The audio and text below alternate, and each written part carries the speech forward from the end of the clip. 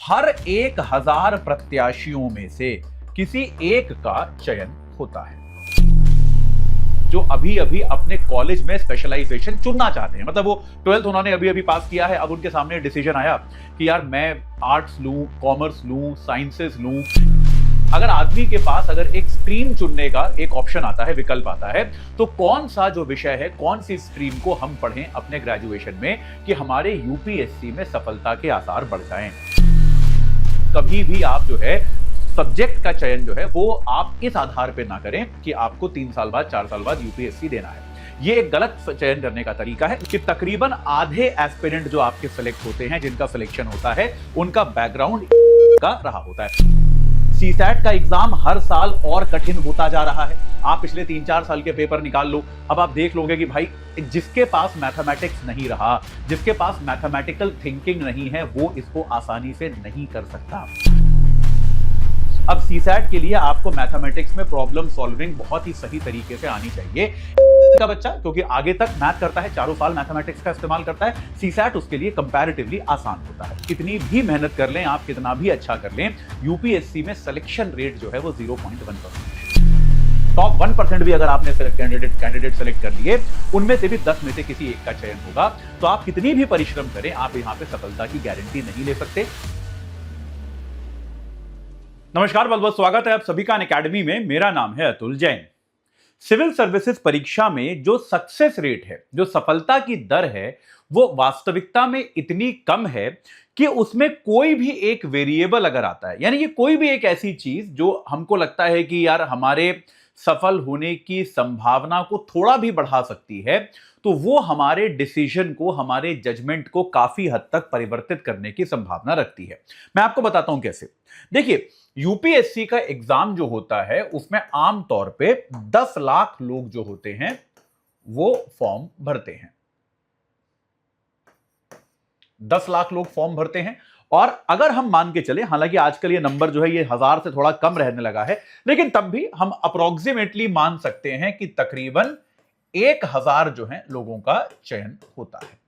यानी कि इसका मतलब क्या हो गया कि हमारा जो सक्सेस रेट है, आपका जो सक्सेस रेट है, यानी कि आपका वो कितना है, वो आपका, आप ये कह सकते हैं कि आपका 0.1% है। 0.1% का मतलब क्या हो गया? हर 1000 प्रत्याशियों में से, हर 1000 में से किसी एक का चयन होता है। यह बात क्लियर है? हर 1000 लोगों में से किसी एक व्यक्ति का सिलेक्शन होता है, किसी एक इंसान का यूपीएससी की फाइनल लिस्ट में सिलेक्शन होता है। तो नंबर आप सोच सकते हैं, 1000 लोग तो काफी बड़ा नंबर है यार। उन 1000 लोगों में से कोई एक व्यक्ति ऐसा होता है, अगर 1000 वैकेंसी है तब, अगर 1000 लोगों के आसपास का सिलेक्शन हो रहा है तो 1000 में से किसी एक व्यक्ति का चयन हो रहा है, यानी कि आपका सक्सेस रेट जो है वो 0.1% है। तो अक्सर हमारे वो स्टूडेंट्स, हमारे वो एस्पिरेंट जो अभी अभी अपने कॉलेज में स्पेशलाइजेशन चुनना चाहते हैं, मतलब वो 12th उन्होंने अभी अभी पास किया है, अब उनके सामने डिसीजन आया कि यार मैं आर्ट्स लूं, कॉमर्स लूं, साइंसेस लूं, इंजीनियरिंग, मेडिकल, मतलब हालांकि कॉम्पिटिटिव एग्जाम के थ्रू इनका भी सिलेक्शन होता है, लेकिन तब भी अगर आदमी के पास अगर एक स्ट्रीम चुनने का एक ऑप्शन आता है, विकल्प आता है, तो कौन सा जो विषय है, कौन सी स्ट्रीम को हम पढ़ें अपने ग्रेजुएशन में कि हमारे यूपीएससी में सफलता के आसार बढ़ जाएं। तो यहां पर मैं आपको 2-3 चीजें पहले ही बता दूं कि मेरा अपना विचार यह है कि कॉलेज की शिक्षा का चयन यूपीएससी को दिमाग में रख के नहीं करना चाहिए। मैं बहुत ही क्लियर हूं इस बात को लेकर, और मैं बहुत बार मेरे पास ऐसे स्टूडेंट्स पर्सनली भी कांटेक्ट करते हैं कि सर मुझे अभी 12वीं पास किया है। कई बार पेरेंट्स करते हैं ऐसे कांटेक्ट कि सर बच्चे ने अभी 12वीं पास किया है और अब जो है वो चाहता है कि ग्रेजुएशन के बाद आईएएस बने या यूपीएससी का एग्जाम दे, तो क्या पढ़ाएं इसे, कॉलेज में कहां पर भेजें।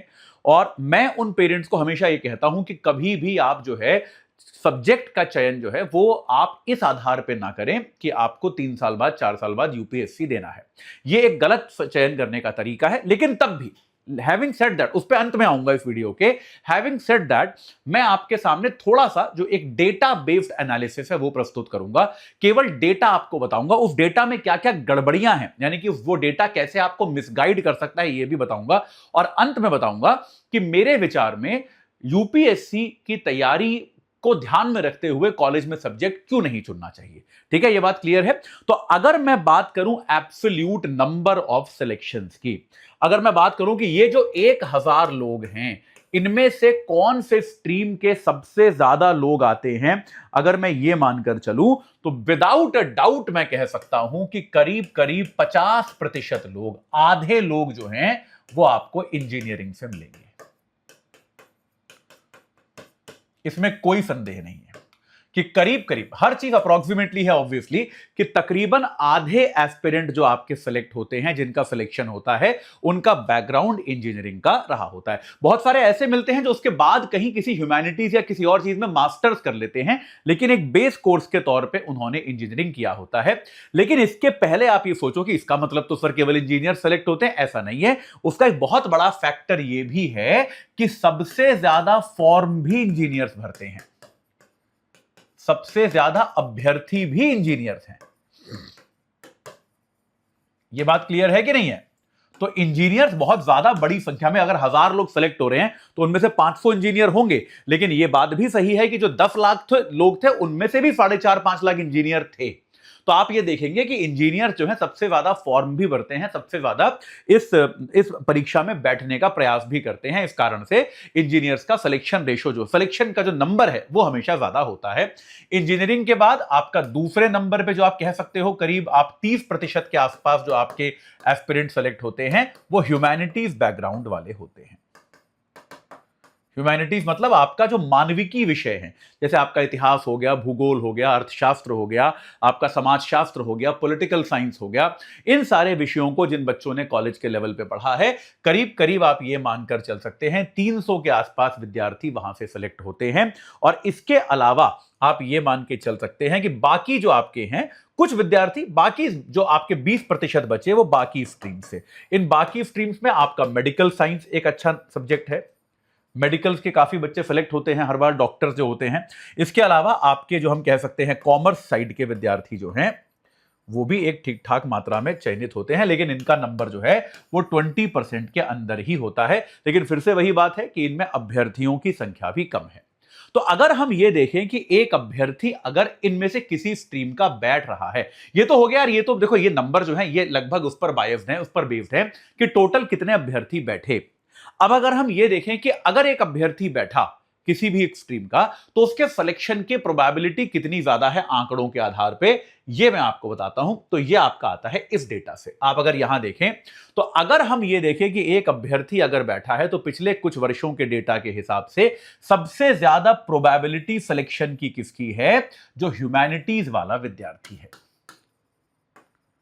जो आपका ह्यूमैनिटीज वाला विद्यार्थी है उसके सिलेक्शन की प्रोबेबिलिटी सबसे ज्यादा है। वो उसका सिलेक्शन होने का चांस जो है वो 0.13% के आसपास है, जहां बाकी सबका 0.1% के आसपास था। जो प्योर साइंस पढ़े हुए बच्चे हैं और जो इंजीनियरिंग पढ़े हुए बच्चे हैं और कॉमर्स पढ़े हुए बच्चे हैं, उन सबका आप देखेंगे कि 0.1% के नीचे ही आता है। लेकिन आप ये देखो इसमें भी अगर आप देख रहे हो तो किसी में भी कोई ऐसा बहुत बड़ा बदलाव नहीं है। ऐसा नहीं है कि एक स्ट्रीम का ऐसे है और दूसरे स्ट्रीम का ग्राफ बस ऐसे है, ऐसे बिल्कुल नहीं है ना। तो ये आप देख रहे हो सारे के सारे लगभग कंपेरेबल हैं। और यहां पे आप अंतर भी देखो, 0.14 से लेके मिनिमम जो है आपका 0.8 तक ही जा रहा है। तो ऐसा कोई बहुत ज्यादा अंतर आपको नजर नहीं आ रहा।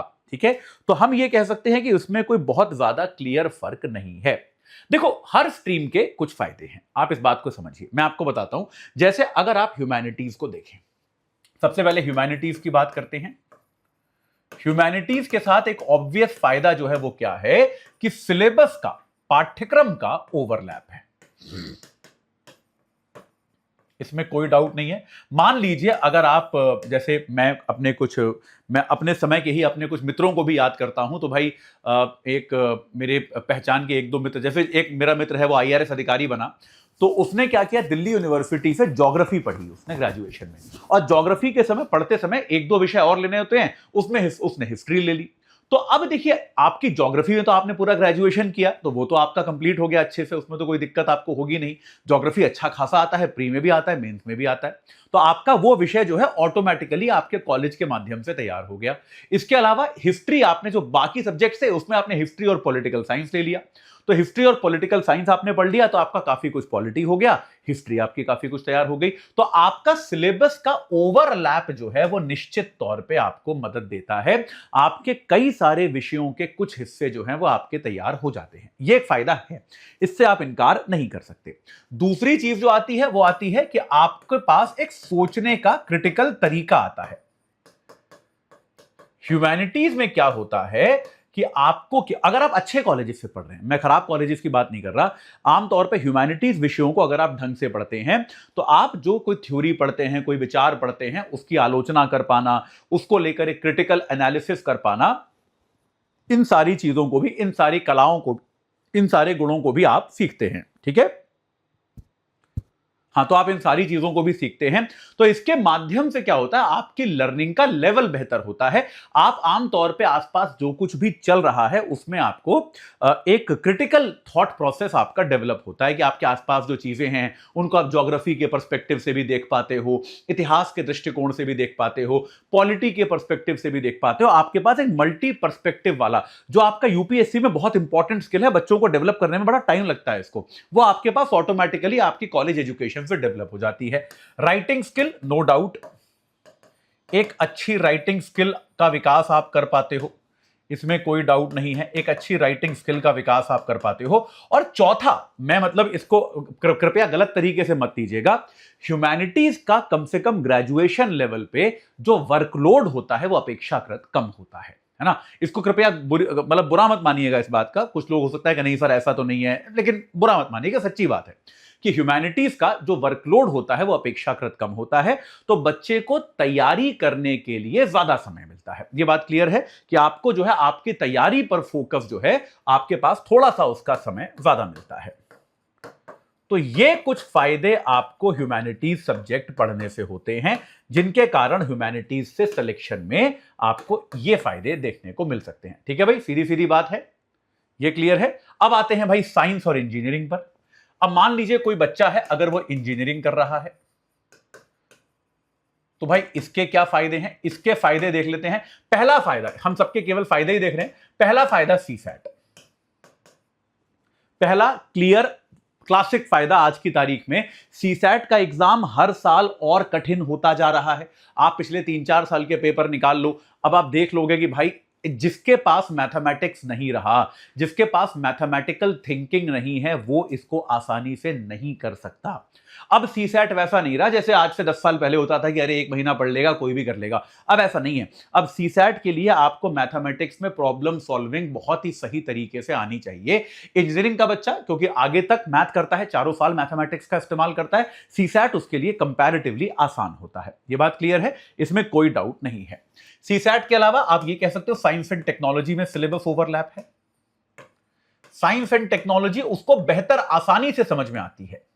साइंस एंड टेक्नोलॉजी जो होती है वो आमतौर पे ह्यूमैनिटीज वाले बच्चों को समझने में ज्यादा वक्त लगता है, क्योंकि साइंटिफिक प्रिंसिपल्स उनको नहीं पता होते, उसके उनको अप्लाई कैसे करना है उनको नहीं पता होता। इंजीनियरिंग वाले विद्यार्थी को पता होता है, तो सिलेबस का ओवरलैप है। तीसरी चीज जो होती है, वर्कलोड मैनेजमेंट आता है। ये मैं क्योंकि खुद एक इंजीनियर रहा हूं, मैं आईआईटी कानपुर गया था, तो एक चीज जो मुझे हमेशा लगती है वो है वर्कलोड मैनेजमेंट। कि यार आम तौर पे इंजीनियरिंग कॉलेजेस में बच्चों पर इतना ज्यादा काम का बोझ होता है कि उनको बहुत सारा काम मैनेज करना आ जाता है। ये ट्रेनिंग है, ये जैसे मैं तो हमेशा ये बोलता हूं कि आईआईटी के अंदर एक ये ट्रेनिंग तो आपको मिलती ही है कि यार बहुत सारे कोर्सेज हैं, बहुत सारे टेस्ट हो रहे हैं, बहुत सारे एग्जाम्स हो रहे हैं, उनके बीच में आपको सर्वाइव करना है, ये एक स्किल आपको आ जाती है, जो कि आमतौर पे चूंकि ह्यूमैनिटीज की पढ़ाई ज्यादा थॉट ओरिएंटेड होती है, ज्यादा रिलैक्स्ड पढ़ाई होती है, तो ये स्किल आप में विकसित नहीं हो पाती। तो इंजीनियरिंग में एक वर्कलोड मैनेजमेंट की बहुत सारा काम है, उसके बीच में भी आपको सर्वाइव करना है, ये एक स्किल सेट आप विकसित आसानी से कर लेते हो, जो बाकी जगहों पर नहीं हो पाता है। ये एक सिंपल सी चीज है। ठीक है, काफी हद तक तो ये आपका ये इसमें आपका आप ये कह सकते हो कि एक सकारात्मक चीज हो गई। और चौथी चीज जो मैं मानता हूं कि क्योंकि ये एक प्रोफेशनल कोर्स है, तो इसमें आपको क्या होता है, एक तरह की जॉब सिक्योरिटी मिलती है। जॉब सिक्योरिटी आपके पास आ जाती है अगर, तो आपका जो है एक हम ये कह सकते हैं तनाव कम होता है। ये बात तो सही है यार। देखो बहुत सारा जो है आप तैयारी करते हो कई बार, तो आपको ये स्ट्रेस होता है कि यार अगर नहीं हुआ तो क्या होगा। आमतौर पे अगर आपने किसी अच्छी जगह से इंजीनियरिंग करी है या मेडिकल पढ़ा है, आपने ये सब पढ़ा है, तो आपको इन सब चीजों की कोई खास तनाव नहीं होता। आपको पता है कि यार कुछ नहीं, प्रोफेशनल डिग्री है, अगर एक आध साल कोई दिक्कत हो गई तो उसके बाद भी कहीं ना कहीं नौकरी तो लगी जाएगी, किसी ना किसी तरह से काम तो शुरू हो जाएगा। ये बात क्लियर है कि नहीं है? ये एकदम सिंपल सी बात है, ये एकदम स्ट्रेट फॉरवर्ड चीज है। लगभग हम ये कह सकते हैं ये जो मेरिट है ये इंजीनियरिंग में भी है, आपका यही मेरिट मेडिकल में है, ठीक है, और आपका लगभग यही मेरिट जो है वो कॉमर्स में भी है। ठीक है, ये बात क्लियर है कि नहीं है? इस बात को याद रखें। तो बेसिकली आप ये देखिए कि साइंसेज और आप मतलब एक, अगर हम ह्यूमैनिटीज को एक तरफ रखें और इन बाकी सारे स्ट्रीम्स को एक तरफ रखें तो इनके पॉजिटिव्स भी हैं और नेगेटिव भी हैं, दोनों के बीच में आपको एक संतुलन बनाना है। एक फायदा जो आपको दोनों में हो सकता है वो है आपका ऑप्शनल तैयार हो सकता है, कि आप अगर ह्यूमैनिटीज में हैं तो आप अपने मेन सब्जेक्ट को अपना ऑप्शनल बना सकते हैं, अगर आप इंजीनियरिंग में हैं या साइंसेज में हैं या कॉमर्स में हैं तो यहां पर भी आप किसी मेन सब्जेक्ट को अपना ऑप्शनल बना सकते हैं, वो आपका ठीक से तैयार हो सकता है।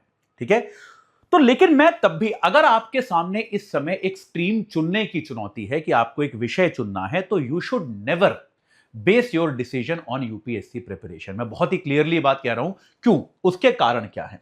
पहली चीज कि आपको अगर अभी विषय चुनना है, ठीक है, तो आप ये याद रखें, तो उसको आप अपने पूरे करियर प्लानिंग के हिसाब से चुनिए। देखिए इस बात को समझिए कि यूपीएससी जो है वो एक सपना हो सकता है, लेकिन वो एक करियर प्लान मत बनाइए। मैं पूरी जिम्मेदारी के साथ, पूरी परिपक्वता के साथ और बहुत ही एक स्पष्टता के साथ आपको सलाह देना चाहूंगा कि यार आप कितनी भी मेहनत कर लें, आप कितना भी अच्छा कर लें, यूपीएससी में सिलेक्शन रेट जो है वो 0.1% है। तो आप अगर, चलिए आपने बहुत मेहनत करी, आप टॉप 1% कैंडिडेट्स में भी आ गए, उनमें से भी 10 में से एक का चयन होगा। टॉप 1% भी अगर आपने कैंडिडेट सेलेक्ट कर लिए, उनमें से भी 10 में से किसी एक का चयन होगा। तो आप कितनी भी परिश्रम करें, आप यहां पे सफलता की गारंटी नहीं ले सकते। तो आप अपने कॉलेज का विषय वो चुने जो आपको एक अच्छा करियर दे। अगर आपको लगता है कि भाई ह्यूमैनिटीज में आपके पास कोई करियर प्लान है कि मैं ये कर लूंगा, उसके बाद यहां चला जाऊंगा, ऐसे कर लूंगा, नो प्रॉब्लम। अगर आपको लगता है कि मैं इंजीनियरिंग या मेडिकल करने के बाद ऐसा एक जॉब कर लूंगी, इधर यहां से एमबीए कर लूंगी, जो भी आपको लगता है, आप ये विचार, ये एक प्लान, अपना एक वैकल्पिक प्लान बनाकर रखिए। आप अपने विषय का चयन उसके आधार पर करें, अपने विषय का चयन जो है वो आप इसके आधार पर ना करें। यह बात क्लियर है कि नहीं है? ये एकदम सिंपल सी चीज है। ठीक है, तो पहली चीज ये है, आपको विषय जो चुनना है उसे करियर प्लानिंग के आधार पे करें, ना कि एक यूपीएससी के सपने के आधार पे। क्योंकि देखिए दूसरी बात याद रखिए कि दूसरी चीज जो है इसमें इंपॉर्टेंट ये है कि कॉलेज का जो लाइफ है, कॉलेज में अच्छा प्रदर्शन इंपॉर्टेंट है। आप कॉलेज में अच्छा प्रदर्शन करें, यह बहुत इंपॉर्टेंट है।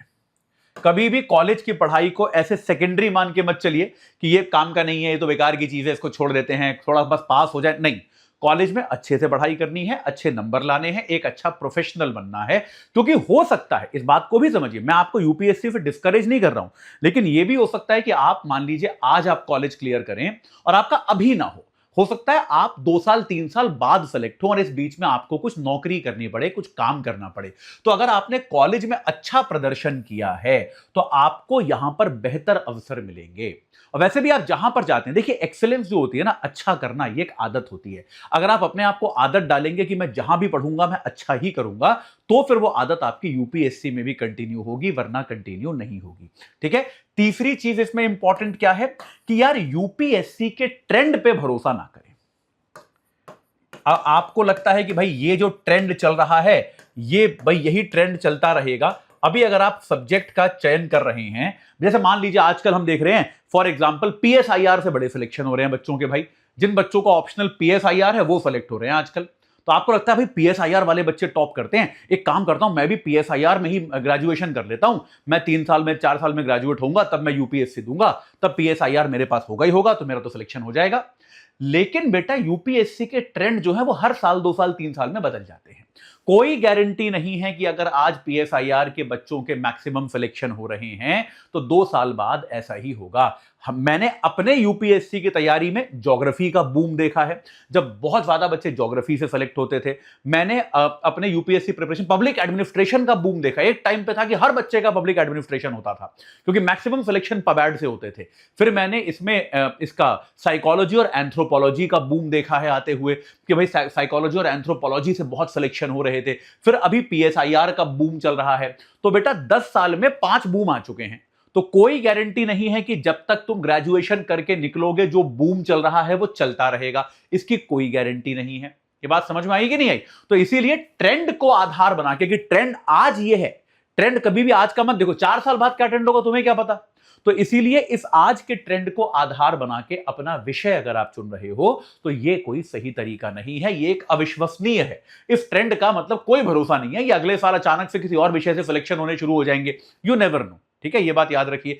चौथी चीज जो इसमें है कि कोई भी जो है आपका एग्जाम, इसके अलावा देखिए याद रखिए, हालांकि ऐसा होने नहीं वाला, लेकिन यार पैटर्न में भी परिवर्तन संभव है। यूपीएससी अगर अपने एग्जाम का पैटर्न बदल ले, ठीक है, या फिर मान लीजिए, अब मैं तो ये भी बार बार कहता हूं कि सिविल सर्विसेज एग्जाम जिस तरह से हो रहा है, जिस तरह से इसकी भर्ती हो रही है, बहुत हो सकता है इस एग्जाम के पैटर्न में भी आने वाले समय में बदलाव किया जाए। जिस स्टेज पे एडमिशन हो रहे हैं वो बदलाव किया जाए, या फिर इस नौकरी में, भाई इस नौकरी में बदलाव कर दिया जाए। ये नौकरी उस तरह की ना रहे जिस तरह की आपको आज लगती है। आज ये नौकरी बड़ी ग्लैमरस लगती है आपको, हो सकता है 4 साल 5 साल बाद इस नौकरी का ग्लैमर कम हो जाए। प्राइवेट सेक्टर भारत में इतना बूम करने लगे कि लोग वहां जाना ज्यादा उचित समझे। तो आपने एक ऐसा सब्जेक्ट ले लिया, अब जो, लेकिन आपने कॉलेज में जो सब्जेक्ट ले लिया वो तो जिंदगी भर के लिए हो गया आपका। तो आपने यूपीएससी के चक्कर में एक सब्जेक्ट लिया, एक अपना स्ट्रीम चुना, और अब आपको यूपीएससी देने का मन खत्म हो गया, जो कि मेरा 5वां पॉइंट था कि आपका मन बदल सकता है। ऐसा भी तो हो सकता है यार, और मतलब ये संभावना है कि आज आप यूपीएससी को लेके बड़े प्रेरित हो, 4 साल बाद भी रहोगे, कोई गारंटी है इस बात की? कोई गारंटी है इस बात की कि 4 साल बाद भी आप यूपीएससी को लेके उतने ही मोटिवेटेड रहोगे? आपको दूसरे ऑप्शन दिख सकते हैं, आपको कुछ और समझ में आ सकता है, देश का माहौल ऐसा हो सकता है कि आपको लगे कि यार ये यूपीएससी की नौकरियां अब ठीक नहीं है, कुछ और करना है, ऐसा भी हो सकता है। तो अपने विकल्प जो है वो हमेशा खुले रखना समझदारी होता है। तो मैं आग्रह ये करूंगा, और देखो कोई भी ऑप्शनल ले लो, सब में थोड़े से फायदे हैं, थोड़े से नुकसान है। ठीक है, तो आपको इसमें करना क्या होगा? आपको इसमें करना बस ये होगा, आप अपने खुद के करियर प्लान के हिसाब से, अपनी पर्सनैलिटी के हिसाब से, अपनी चॉइस के हिसाब से आप अपना स्ट्रीम चुनिए। और अगर आपको साथ में यूपीएससी की तैयारी करनी है तो आप पैरेलली कर सकते हैं। उसके लिए मैंने अलग वीडियोस बनाए हैं कि कॉलेज के साथ अगर आप थोड़ा थोड़ा भी समय निकालते रहेंगे तो आपको अपना कॉलेज सैक्रिफाइस नहीं करना पड़ेगा, और आप उसके साथ भी यूपीएससी की तैयारी अच्छे से कर सकते हैं। ठीक है, इसको लेकर अगर किसी को कोई डाउट है तो आप कमेंट सेक्शन में जरूर पूछिएगा, मैं उनको जरूर एड्रेस करूंगा। आपको एक चीज बतानी है मेरे को जाने के पहले, अनअकैडमी एक बड़ी इंटरेस्टिंग चीज लेकर आया है यार आपके लिए। एक यूसीएससी प्लस का टेस्ट हो रहा है। ये टेस्ट कब हो रहा है भाई? ये टेस्ट होने वाला है 11 तारीख को। 11 तारीख को होगा सुबह 11 बजे और शाम को 5 बजे। तो इसमें क्या होगा, 1 घंटे का टेस्ट होगा, 50 क्वेश्चंस होंगे। जो टॉप 500 स्टूडेंट्स होंगे उनको अमेजॉन वाउचर्स मिलेंगे। जो टॉप 32 स्टूडेंट्स हैं उनको कहीं लेकर जाया जाएगा और वहां पर एक उनके साथ क्विज शो बनाया जाएगा, जिसमें जीतने वाली टीम को 5 लाख रुपए का प्राइज है, सेकंड को 2 लाख का, थर्ड और फोर्थ टीम को 50,000 का। तो भाई बहुत इंटरेस्टिंग प्राइजेस हैं, सब लोग इसमें पार्टिसिपेट कीजिए। कुछ नहीं करना आपको, 11 तारीख को सुबह 11 बजे और शाम को 5 बजे कोई सा एक देना है। आपका एक टेस्ट है, उसमें आप अपीयर होइए और अपना बेस्ट दीजिए, कोशिश कीजिए कि आप इसमें ज्यादा से ज्यादा स्कोर कर पाएं। ठीक है, चलिए तो अभी के लिए इतना ही। इस डिस्कशन से जुड़ने के लिए आप सभी का बहुत बहुत धन्यवाद।